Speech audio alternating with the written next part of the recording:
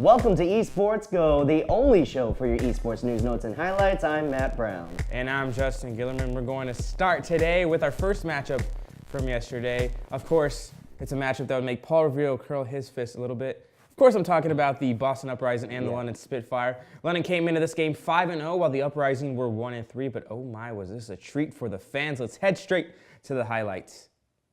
The Uprising are a dominant force on Anubis. They easily take point A and the momentum carries to point B. Striker clears the point for an easy capture, and the Spitfire match the Uprising, but with far less time available. In extra rounds, the Uprising easily dispatched the Spitfire thanks to a Dragon Blade from Dreamcasper to clear the point. The Spitfire get only a third of the point. The Uprising have over 6 minutes to hit just a third of the point A. Dreamcasper clears the way as Widowmaker and takes out the Mercy and other key targets. The Uprising easily take the point and win map 2. The next two maps are split between the Uprising and Spitfire, and we're heading to Lijiang Tower for the tiebreaker. Dreamcasper starts off round 1 well, taking out half of the Spitfire before the point is even available to be captured. This start puts the Uprising ahead, and even though the Spitfire managed to get it to a 99-99 finish, the Uprising are able to take the point in the end. On map 2, the demoralized Spitfire make one last attempt to take the point. Dreamcatcher Dragon Blades to take out the stragglers on the Spitfire. The Uprising win in the biggest upset in the league so far. They take a 3-2 victory over the Spitfire. Wow. Wow. That's all I got to say, Matt. This game was back and forth. London wins 1. Yeah.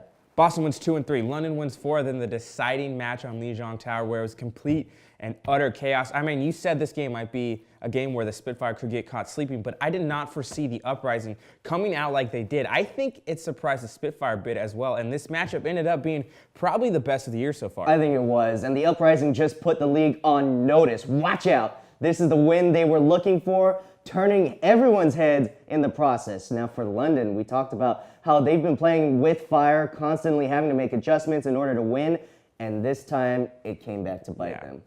Now, Justin, the Spitfire weren't the only ones looking to keep their record clean. The New York Excelsior were absolutely ready to take down the Philadelphia Fusion. Or were they? The XL's defense is holding strong on Anubis. Meko goes out to get an aggressive pick on the Fusion Mercy, but he is overtaken by the rest of the Fusion. This completely changes the momentum of the match. The Fusion go on to take point A, and Shadowburn seals point B with a few dashes through XL members. The Fusion looks strong on defense. Carpe takes out key XL players as Widowmaker to slow down the push. Now the XL's fate is sealed though when Shadowburn brings out the Dragon Blade and takes out the rest of the XL. Fusion win the second map, tying the series at 1-1. Both teams will split the next two maps, meaning we are going to a tiebreaker map on Lijiang Tower. Are you ready, Justin Gilman? Might as well call this the Shadowburn highlight reel because this man continues to perform well. It looks like the XL will be able to retake the point, but Shadowburn picks up a health pack and comes back onto the point to secure it with his team. The Fusion easily win round 1, putting the XL in a must-win situation. One note here, no Pine to be found anywhere.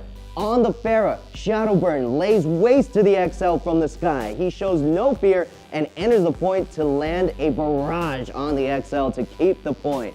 In the end, the XL are trickling into the point just to get anything, and it's no use, and the Fusion secure the upset, winning the match against the XL 3-2. If you thought that the Boston-London match surprised people, this result flipped the league upside down. Yeah. The XL have completely dominated the competition up to this point, but I knew there was a reason why I picked the Fusion to be the Atlantic Division leader before the season started, and they've given me some hard evidence with their play yesterday. We were talking about yesterday, Matt, about how if you go down 2-0 to the XL, you can't come back. It's almost game over, especially if you go into a control map. They're going to sub on Pine. But what do you know? The Fusion do take that second map after a hotly contested first map too. And they were able to do something that no team has done so far this year. Control Pine. The dive techniques they employed to stabilize him were perfect, going from the sides and kind of eliminating his effectiveness of McCree and his usual multi-kills because they were never more than 3 Fusion players next to one another at a time. Just a well-done game plan, and that's what got the Fusion the win at the end of the day. In our last matchup of the day, we had the Outlaws, who are running off 2 straight wins, against the Mayhem, who are starting to give some teams a little bit of some fits. Could this matchup live up to the previous 2 games on Thursday? Let's head to the highlights and take a look. We're on Numbani in Houston. We have a problem. The Mayhem's defense is causing fits for the Outlaws. Vic on Soldier 76 is taking down the Outlaws team. It is short-lived though. Linkser steps up on Tracer and whittles down the Outlaws to help push the payload past the first checkpoint. The Outlaws are stopped just before the last checkpoint, and the Mayhem have a chance to take the map. They start off strong with Vic once again attempting to carry the team. He takes out the backline of the Outlaws defense, securing the first point for the Mayhem. The Mayhem are not able to get much further though. Jake on kNg leads the defense of the Outlaws and takes out the remainder of the Florida team to secure the win. The Outlaws will go on and win the next 3 maps, ending the day 4-0. So unlike our first 2 matchups of the day, this ended up being a pretty dominant affair by the Outlaws. After losing their first 2 games, Houston has rebounded pretty well and they're finally playing to their capabilities. We've seen Jake get back to his normal self, but we also have seen the steady emergence of Linkser, who has proven to this league that, you know what, he can play a pretty nasty McCree and Widow as well. And I got to say, some of the headshots, oh my goodness, yesterday. Now, you know, Justin, I'm thinking of my power rankings for next week already, and I'm seeing a tough decision at the number 4 spot. Houston's winning streak may have given them enough merit, while the Fusion's giant win makes everyone wonder if they are a top-tier team. And then, where do we place the London Spitfire now, who still hold an impressive 5-1 record after 3 weeks, but are no longer a lock to beat anybody in this league, really?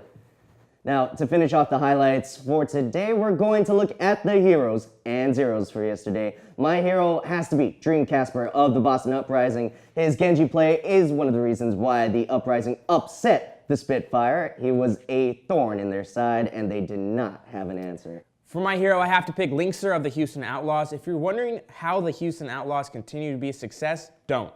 Great offensive plays from Linkser's pool of heroes is one of the main reasons why as well. Our zero for yesterday is the Seoul Dynasty. The Dynasty are the last team standing with a 0 in the loss column. See how we did that a little creative today.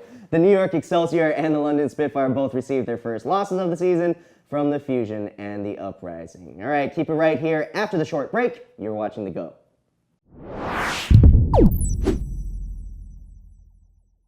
Welcome back to Esports Go.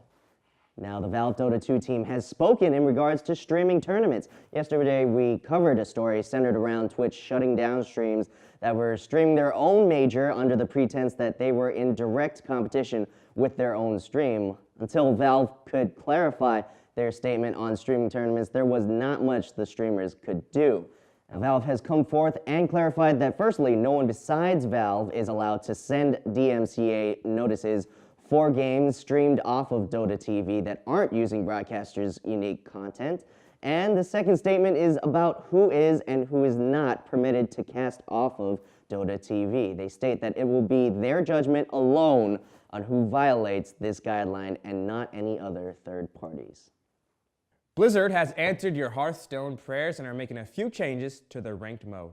In a video posted to YouTube, Hearthstone director Ben Brode outlined these changes, with the main theme of the tweaks being for players to really feel that grind when it comes to the progression.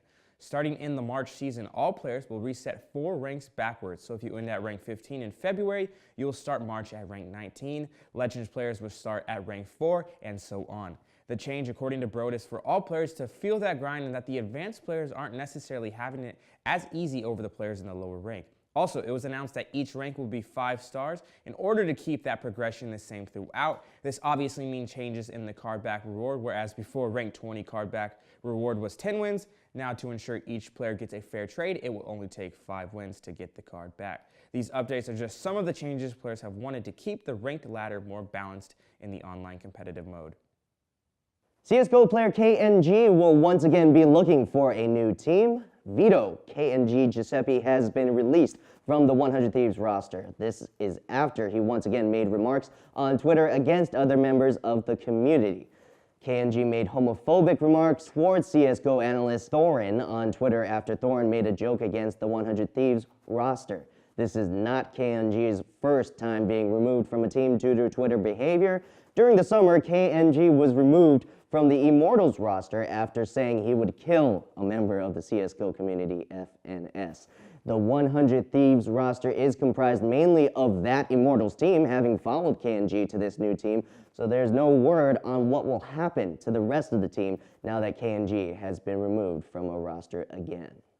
Coming up after the break, we'll preview today's Overwatch matches. Stay right here. You're watching The Go.